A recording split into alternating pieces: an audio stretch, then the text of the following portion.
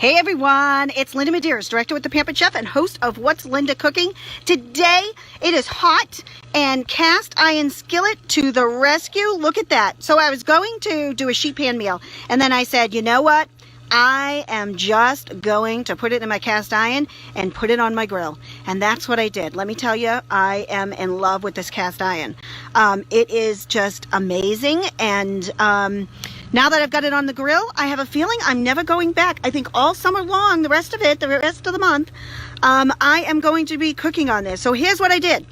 I have some chicken thighs on there, and they're on sale, by the way, at Shaw's this week, 77 cents a pound. And I have just some regular white onions sliced up, some carrots, some zucchini, well, yellow squash, summer squash, some carrots, peppers, I said white potatoes, and then I used some seasoned salt on it, and just a little bit, because I always have bacon fat, because don't judge me, because my husband makes bacon in the morning and I make him save the fat. So I kind of smeared it on the bottom and then put all of the stuff in there, put some seasoned salt on it, and put it out on the grill. Easy, easy, easy, not heating up my kitchen. I am in love.